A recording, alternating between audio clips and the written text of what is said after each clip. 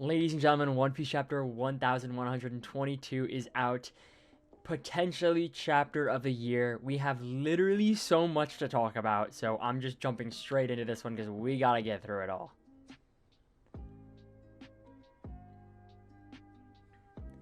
So before we start on anything in this crazy chapter, I want to talk about this cool cover page. If you don't know, this is a throwback to Horikoshi, the author of My Hero Academia, which just ended its serialization. When Horikoshi was a little kid and Logtown was coming out in the manga, he drew this fan art of Smoker and sent it into Oda for the SBS, and Oda actually featured it in the SBS. And now that My Hero has ended, Oda has recreated that exact fan art as the cover art, which I think is pretty cool. So if you didn't know, there's a little Easter egg for the cover page. Now, I literally want to break down like every panel in this chapter, so we're going to start in chronological order because, you know, as the chapter goes on, more crazy stuff happens. So first, interesting panel that I want to talk about is this Impel Down sequence. Now, this could just be nothing. The Den Mushi acting on their own could just be a way for, you know, Vegapunk to display his message to the world, and it could be something Vegapunk did with his broadcast, or it could just be a convenient plot device for Oda to have every prisoner in the prison hear the announcement. Or, if you're crazy like me and take every little detail seriously and are a crazy theorist with One Piece panels, this could be Doflamingo's doing. I thought it was very interesting that Oda deliberately included the Impel Down reaction to Vegapunk's message, but did not include arguably the most important character in Impel Down right now, in Doflamingo, especially considering he's one of the only characters who probably knows all this information right now anyway, considering his status as Celestial Dragon and his knowledge of Marijua and Emu and the Gorosei, etc. So, very deliberate and interesting choice for Oda to leave out Doflamingo from this panel. Is he the one pulling the strings on the broadcast in Impel Down, or is he not being shown on purpose? I guess that's yet to be seen. I just wanted to call attention to it because I haven't seen many people talking about it. Now let's talk about Koby. This panel is awesome. I must try to thwart your dream. I really think back to the times when everyone talked about Koby as an epilogue character, right? When One Piece ends, you're just going to see him as like the Fleet Admiral, or maybe he'll have his rise to fame after Luffy's era. Never did I imagine him to have such an important role in the current final saga of the story, and I'm so glad he does because I really love his character.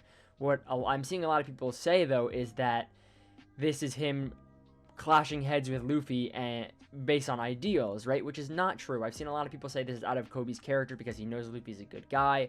He knows Luffy is like one of the good pirates, so why would he go out of his way to stop Luffy? That is not what he's saying here.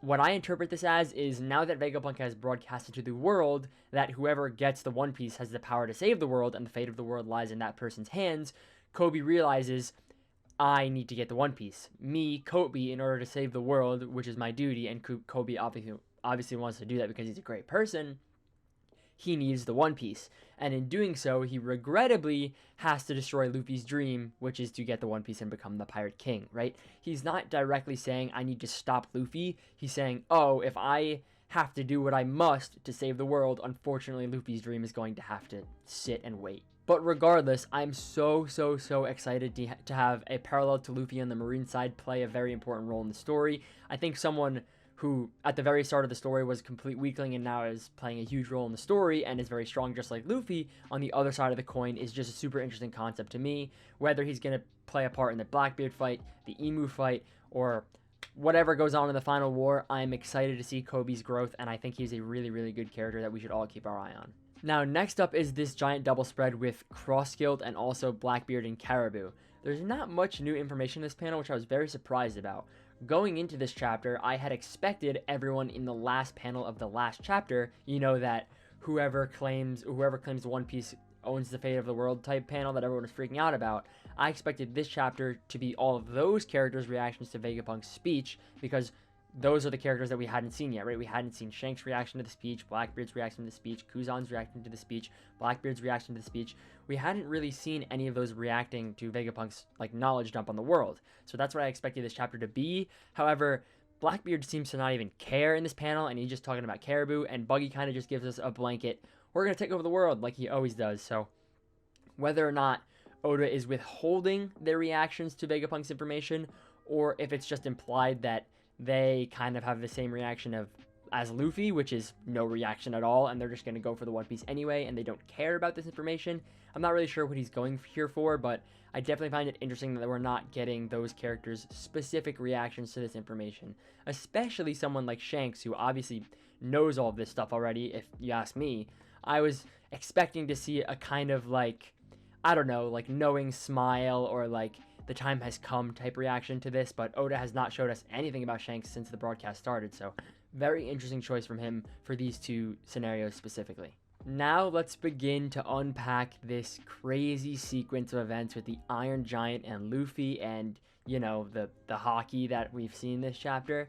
I want to take this slow because there's a lot of stuff I want to talk about. So I want to start with this panel sequence where the robot is apologizing to Luffy for not making Joyboy the king.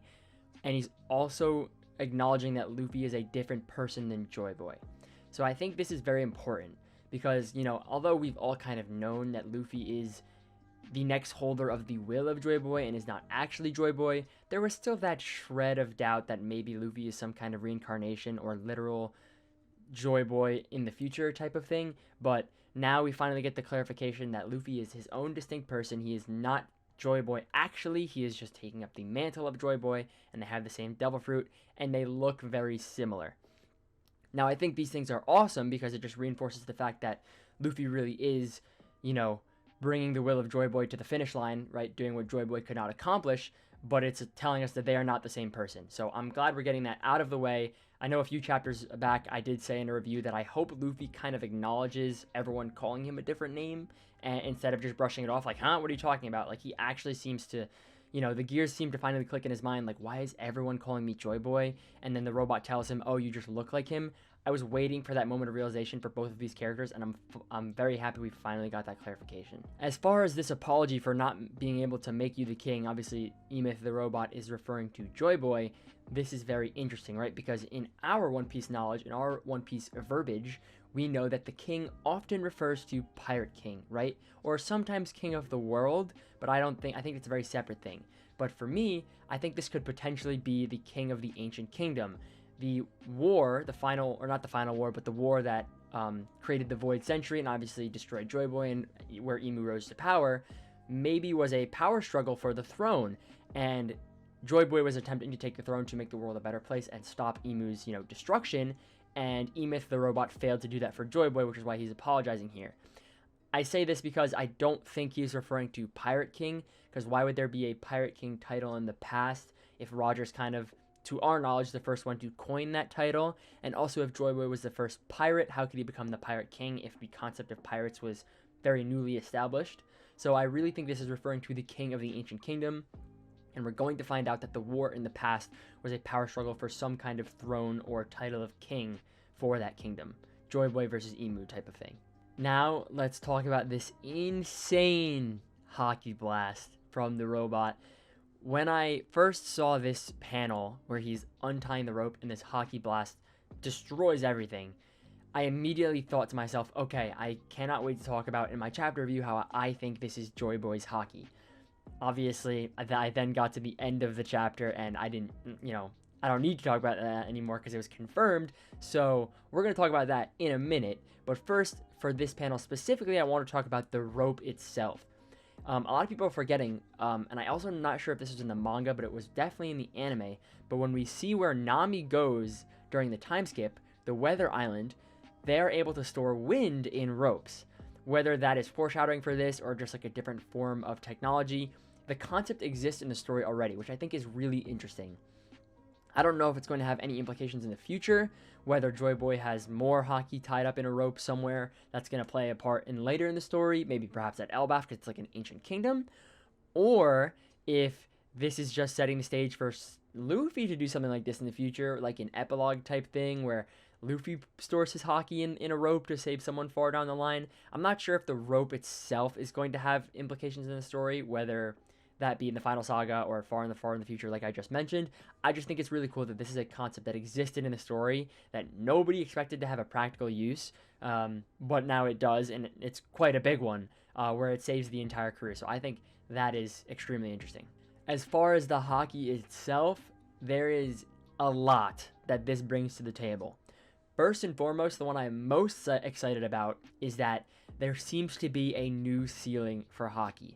I have been very worried for a long time since Gear 5 came out that there was not much growth left for Luffy other than maybe fixing the time limit on Gear 5, but that is very, very clearly proven false with this chapter. I'm so happy that there is room for growth now, considering this level of Conqueror's Haki is nothing like anything we have seen in the entire story. So for there to be a new established ceiling that our main character has to get to because it's the only thing that works against the Gorosei is extremely exciting.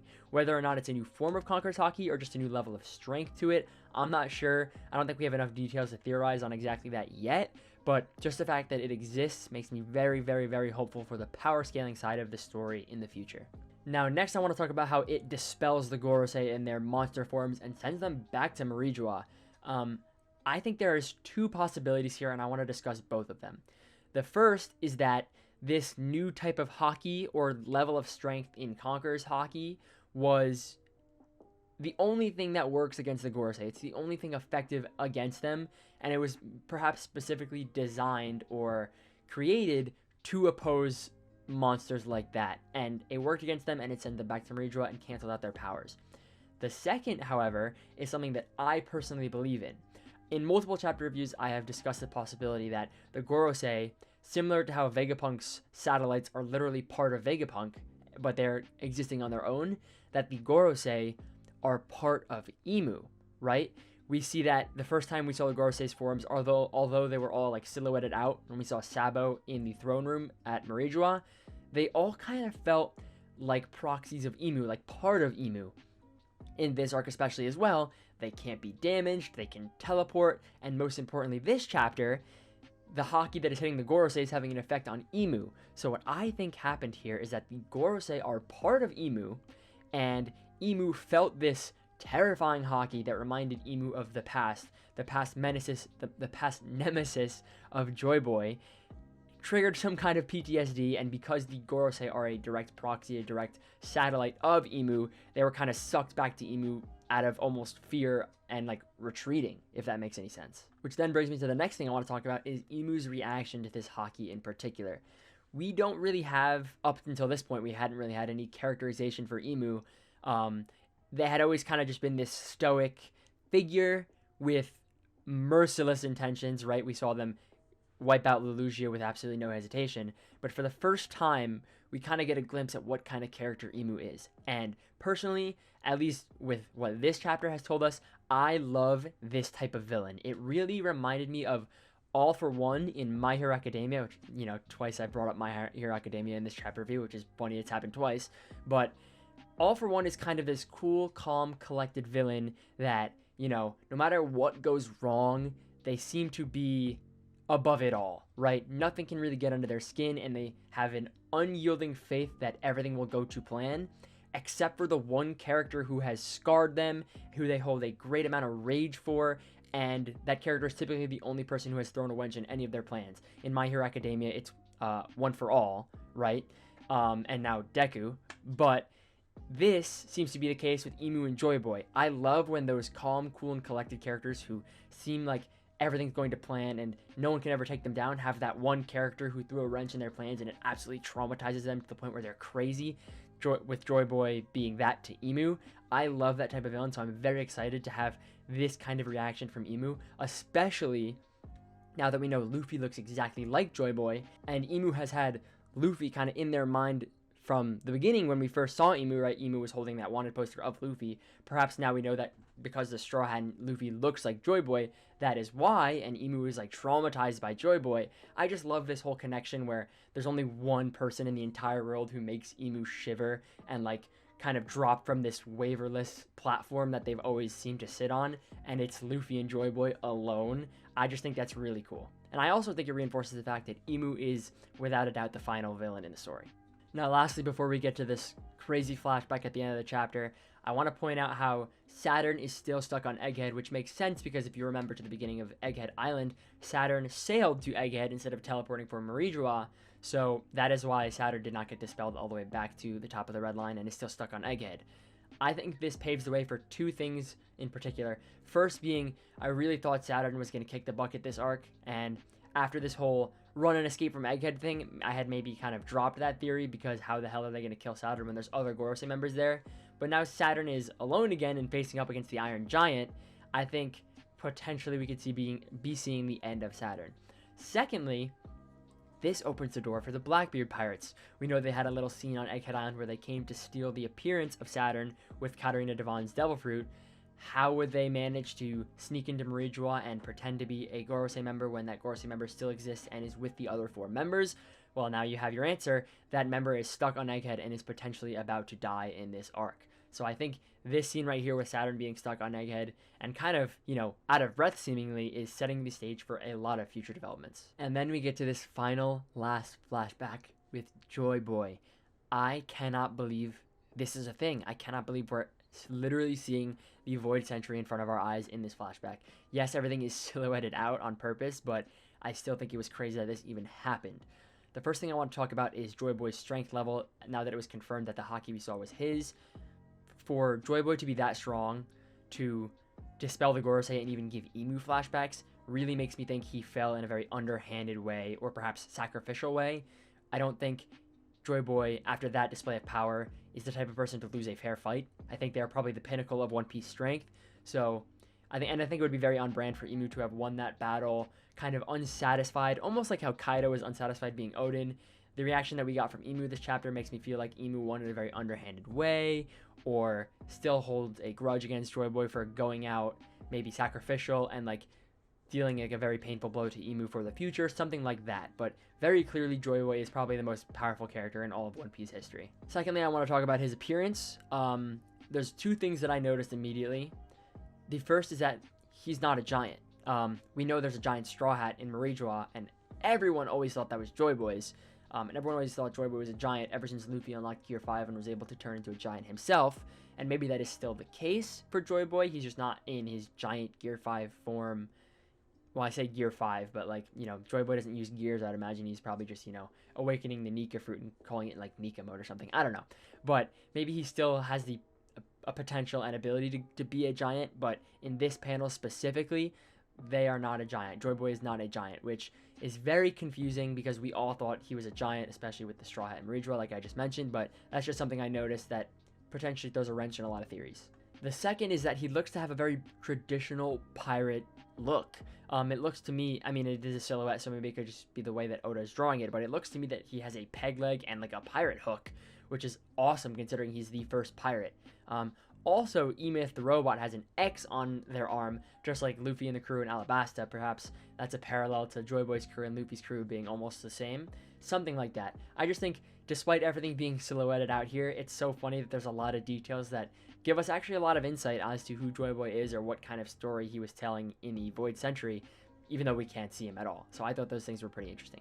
And lastly, the fact that this conversation between Joyboy and Emith the robot is happening here, I think confirms that during this Void Century flashback that we get somehow during the end of the series, whether it's during the final war with Emu or at the One Piece location Laugh-Tale, we're going to have characters who are meaningful to the story. We're going to have a fully fledged narrative in a flashback. I think that's what this confirms for me. Similar to how Odin and his flashback had the scabbards, and Robin's flashback had like the people from Ohara, and they all had their story. I think we're due for an extremely in-depth flashback with Joyboy's crew, his relationship with their crew, how they potentially failed him, their roles after Joyboy passed away, stuff like that. I think we are seriously in for one of the best flashbacks in the entire story, and this last panel I think proves that for me, and I am so excited to see it unfold. That is all for me today. Unfortunately, we have a break week next week, but to be honest with you, I don't mind because we have a lot to digest and a lot to sift through as a community after this chapter. Tons of theories could sprout up, tons of things we missed could be found in this chapter, and I'm super excited to hear what you guys have to say. Leave a comment, let me know what you think, if there's anything I missed or any theories you have based on this chapter, because like I said, it was absolutely insane. And next week I should have a video that's not a chapter review, we'll see, and then the week after that, we'll be back to this insane Egghead Island arc. Peace out.